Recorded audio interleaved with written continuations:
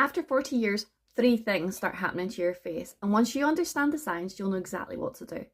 So let me walk you through what's really going on with your skin, why your skincare regime probably needs to change, and also give you some tweaks and techniques for your makeup that are actually going to work for you now. My name's Laura, I'm a busy working mum of 2, and my journey with my skin has been very, very challenging. I'm an eczema warrior. I have had real confidence issues because of issues with my skin, and it's taken me a lot of research, time, trials, errors, trying lots of different products to get to a place where I'm happy in my own skin. And now throw in perimenopause to the mix and there's changes again. So if this sounds like you're a mum, you're in your 40s and you just want something that's really quick and easy to make you feel good about yourself and raise up your confidence, then hang around and hear what I've got to say, because I'm going to share some things that you may just get some light bulb moments from and hopefully take some value from. So the first thing that changes once you're into your 40s and above, and actually this one starts from round about 27 to 30, your collagen production starts to deplete. We all have natural collagen, it's a building block of our bodies, and as we get older, that production slows down. In fact, it's about 1 to 2% a year, our body reduces it, so by the time we're in our 40s, we are actually starting to see some impact of that. And that can show up in changes in our skin, changes in our hair, our nails, and even wider things like joint issues. So what can we do about it? And there's so much noise out there about collagen, isn't there, right? Well, we can take a collagen supplement, absolutely. You can top up your collagen. Your body will never stop producing it completely, but the reduction in it does stop that elasticity in your skin, that natural bounce. And you see those fine lines, those wrinkles, these kinds of things show up. Obviously, as you get older and the more depletion that goes on, the more those natural signs of aging are going to occur. So what's the story about collagen? Well, there are primarily 3 types of collagen. There are more than that, but 3 types that are important to understand. There are bovine, there is marine, and there is vegan.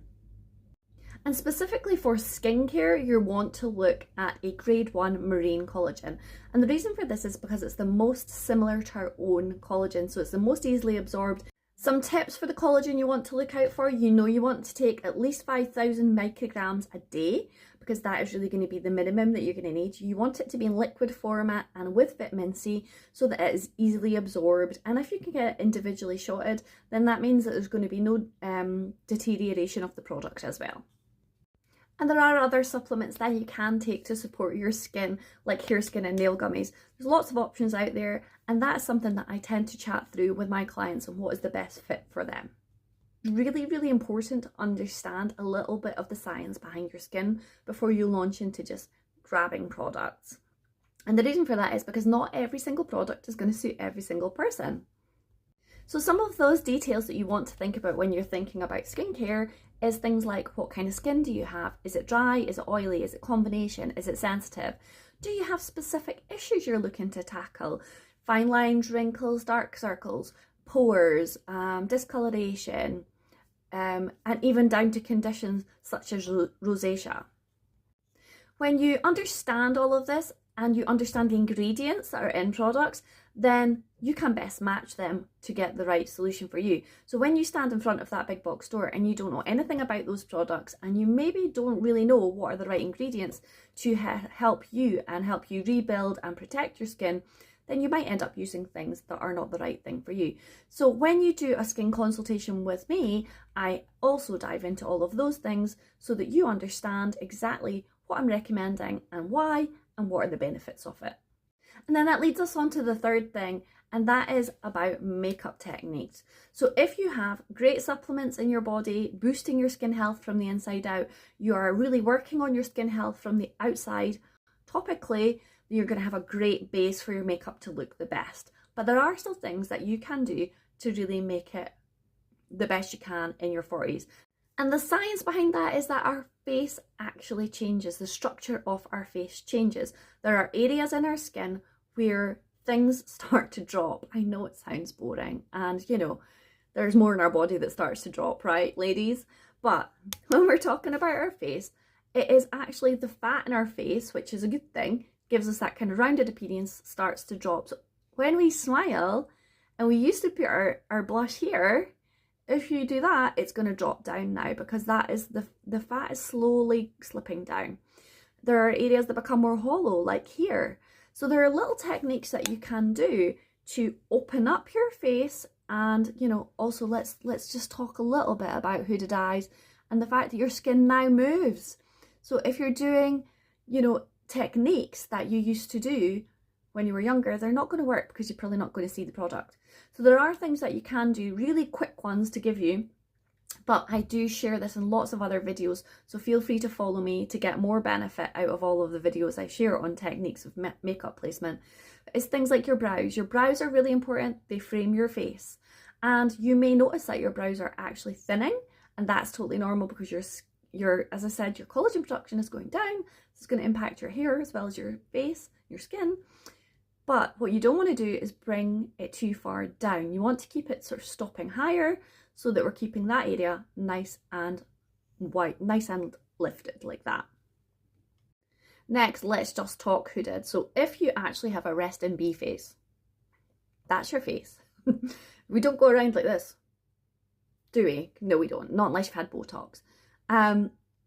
So this bit becomes heavier. That's normal. It's all normal. So don't feel when you look in the mirror that you think, God, I'm the only one that looks like this, because everybody who's getting older has these problems. So your makeup placement of your eye makeup needs to be unseemly high, and that's going to feel weird if you've never done it before. It's going to be high. You're going to move away from the light dark light kind of bridge, and you're going to create more sort of a wash of colour and use shimmers in the right way just to try and create a bit more depth. But because you're putting it higher up, people are going to see that colour. Placement of your blusher and your contour is super important. Now, as I said, we don't want to put our blush here and have it drop down. You actually now want to find your cheekbone, and that is where that line that your cheekbone is on is where your contour is going to go and your blush is going to go above it. But what we don't want to do is shadow in here, because you lose fat from here, so you actually become more narrow here. So when you're putting your contour on, you want to stop.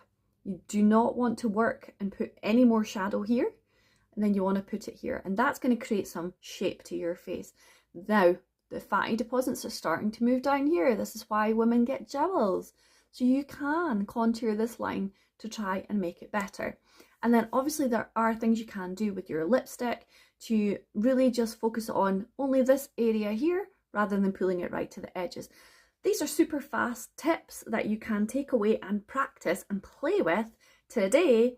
But again, if this is helpful for you and you want a little bit more detail, then please give me a shout and we can talk about specific issues that are impacting you.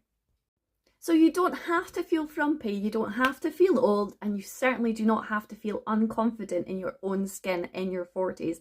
And it doesn't need to take 5 million products, 5 million hours to get out the door, because I'll tell you now, I do not have that time. I am a 5-minute makeup and go kind of girl, and my skincare is built into my routine of my day. So if this is something that's really helpful to you or you have questions, then I would love to help you with a free consultation. Please feel free to just reach out to me, send me a message. I'll be happy to chat with you. I hope you found value, and if you have, feel free to give me a wee follow and watch out for more videos that you might find useful.